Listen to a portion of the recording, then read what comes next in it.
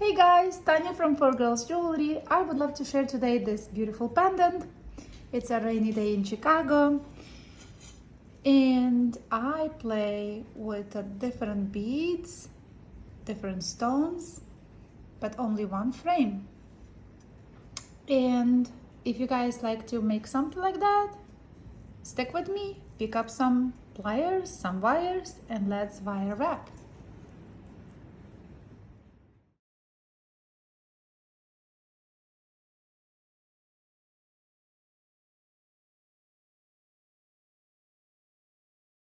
What we need for this project is the same frame I used in my previous video. I will try to link that. So I already made something with this frame, but I still like it to explore more ideas with that. That was done on a fork. I will link that video and you can guys check for those who watching this and didn't see my previous one. But for those who already saw it, you guys know it's easy to make on a fork or any similar item you have in the house. I like fork, it's stable and you can just wrap around and make this frame, hammer it. I this morning did a bunch of them and I create two pendants because that's required two of those for one. And I really like it. I like the idea because a lot of people on my last show asked me if I can create some cross-like pendants. I never did crosses, but I do like that idea. I like that it could be something inspired by cross, but not really cross. In my pieces, a lot of them, they are like having that shape. Basically, you can tell that looks like a cross, but it's not really cross. It's more complicated, more maybe just more abstract, I guess, you know. So that's something that I like to do. So if you like something like that, just let's make the frame. Check the video before, make that frame, and from that we will go accessorizing our pendant. So these are some leftover that I have.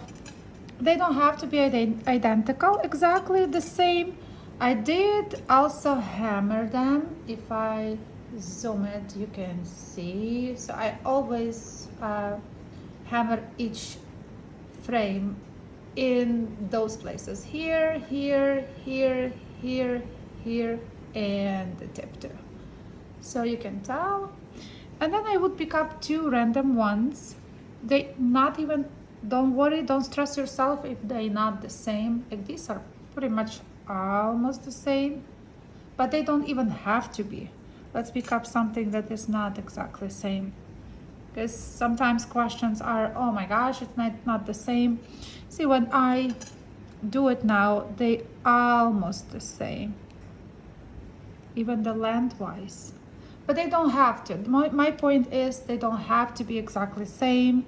They could be more organic. One can be a little bit bigger than the other, but when you put them together, see how I line up them? I put one inside in the other, like on top of the other.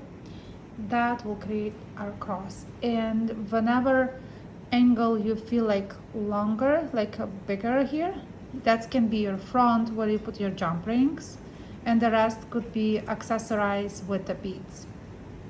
For that I would need gemstone. In this piece I put gemstone was drilled this way just once, but when I put it through, for make it visually the same, I would wire wrap around the angles. And for my second one, I just use oil bead here. And then that's why you have more room here. So let me see which one I want to use now. We all have those stones like one sitting and you don't know what to do. Now I do a lot of pendants that require only one gem. So anything left over that you don't know what to do with them, you can make something like that. So let's see, I might use this one. I like that one. And I will use 24 gauge wire for that to combine everything together. Piece of 24 gauge wire here. I use my electrical wire. You can guys buy from even Home Depot. It doesn't have to be very old. A recycle wire, it can be new. I think it's the cheapest source ever to have a copper wire. And the rain is so hard today. It's just something. Okay, so see, that doesn't have to be exactly perfectly same. I start from one corner where they touch, where two wires touch. I will just leave a little small tail there and just wire wrap.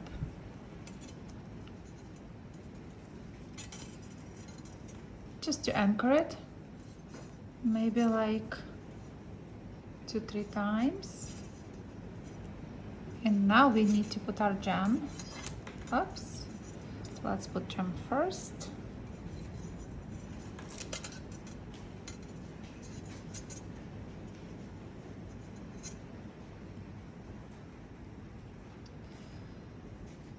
I will decide which side I like the best. Let me see. Okay, let's do it this one, which will be the face. And then, so it was from this side here, and I will also wire wrap, anchor it on the other side. 1, 2. I think I need to remove my beads and frames away. Okay, so it is anchored. Now, because I don't want this stone to wiggle inside, I want to set nicely. So what I will do is I will go around and do a herringbone stitch. That's happened a lot in my work. I like to use that. It's nice framing. Plus, it can give you that security of the stone. So here it is. Go around and anchor it here.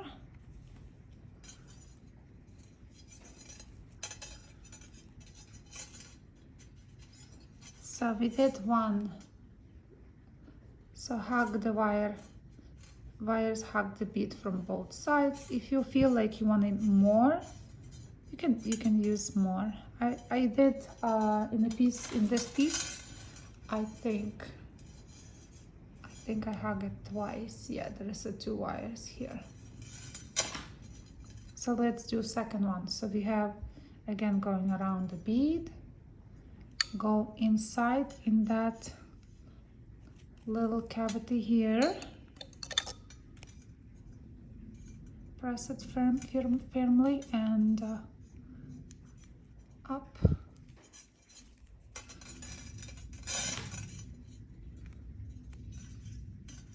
And then go, this is our second one, around the other side.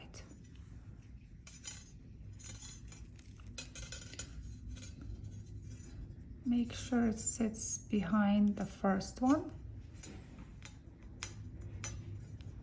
Sometimes the wires are, yeah, you can tell. Just push it nice.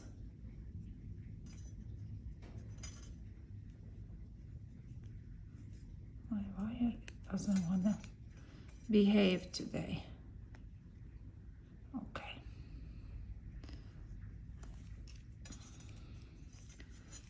Okay, so we have 2. we do have a little tail on the underside, and I will use my pliers and make it, oops, that's wrong pliers.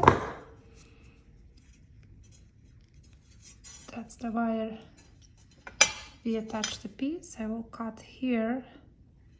Usually when I cut, I want the wire to sit inside, almost in the middle of the piece. So that way, when you wear it, will not touch your skin or will not unravel. Very important. So here we have, so now we can actually check the shape and what we wanna, how we wanna face it to the top, you know? You check your frame. Mine is tilted this way. I probably will, because I like this one is bigger. And that time, like when you, before you set, you can make any correction. I like these guys to be a little bit lower this way, so I can add beads. So this is already sitting nice. This is straight, and yeah, just make sure you like how it looks. I like to shock a little bit to the bottom there, and I like it. Now it's perfect. I like how it looks. This looks perfect for me. Even though it's not symmetrical, how a lot of people like, I like pieces that is have this imperfection. So now we have a wire. That's what I will attach to the top. That's why I will make 2 jump rings here. Trick is, because I like to use 2 jump rings inside. Like in each piece I have, this one I put 2, and in that purple one I also use 2 jump rings. So for the top, what I want to put 2 jump rings, I will, this little guy, I will try to push it a little bit, make it more rounder. So that way, if you put 2 jump rings, they will sit perfect. They will not interfere with each other. So that's our top. And here we are, we have our wire. So it comes from after the making the herringbone stitch. And I will go to this top one and just go around this wire, and we can just make simple, very simple weave. Go inside opposite, and this is 24 gauge wire, and I just make 1 wrap. Again, it's a basket weave, I guess. So I do 1 more weave here, and then go back, because the wire comes from the top. I didn't realize that a lot of people who watching my channel, beginners, and I always thought that people who wire wrap with me are just like me. So now I feel so bad, so I start to explain differently a little bit. I hope I will not annoy my audience, you know. So the wire is come from the top, and the thing is, you want to go underneath this wire, so you go inside in the circle here in these wires, and make again 1 wrap. 1 wrap. Again, wire is coming that way, and we need to go under, and we go under. Go inside, and 1 wrap, and going back inside, wrap around,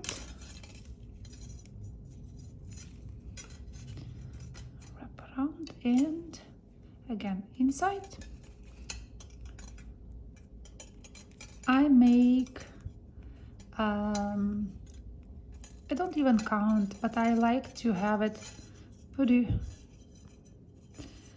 maybe 2 more wraps here. Let's see. Okay, yeah. So one more. You can calculate them and do exactly on the same amount on the other side. I just eyeball it. I like to do organic, never even think about counting or calculating anything. Okay, I think looks pretty good to me. That's enough of wraps here.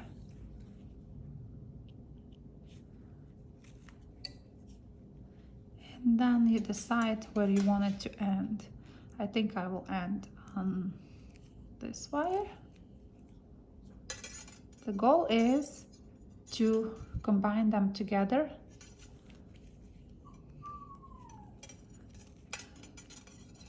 My dog decided to cry. Done. And we just push the wire in the middle of the piece. Okay.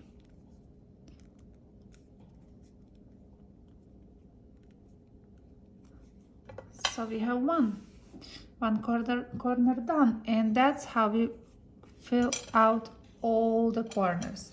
We just go 1, 2, 3, and 4. So that's how it will look, or basically will look probably more like this, because you put the bead inside the same almost shaped bead. So we have all 4 corners done.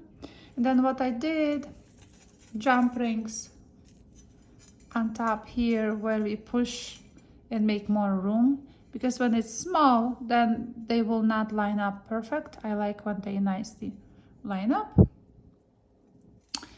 What else I did, I put a lot of beads. You can put directly inside, because we have one loop here where I put stones, and then I put in the frame, you can see right here, and I use my tiny jump rings.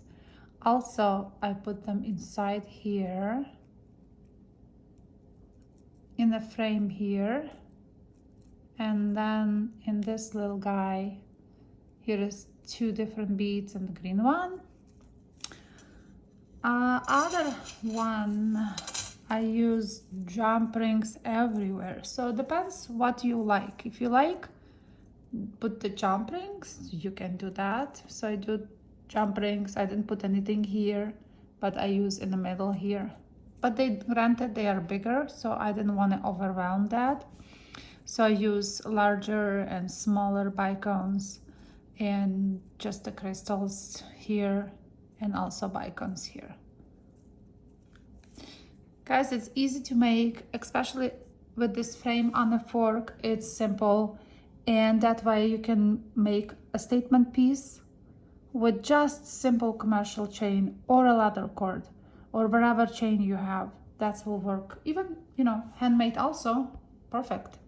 I just like more intricate design and then simple chain. So that's I would do. Like in this piece, I just add commercially made chain, and voila, piece done. I hope you guys like it and enjoy it. Let me I'm sorry. Leave me a comments below, so I would love to read. Sometimes I don't answer. Now very hard for me to answer all the comments. It's a busy season, and I now received some emails. My website doesn't work. I don't know what happened with the website, but hopefully it will run again, and I will talk about that maybe in next video. I will try to post more pieces. If you guys like to support my channel and go and visit my website and see what I have, I would love to. It just need to be more consistent with putting my stuff on the website, which is very difficult when it's season like this, my art season. Thank you guys for watching, and I will wait for your feedback, and I hope you will create something beautiful. Let me know. Thank you, and I see you next Tuesday, as always. Bye.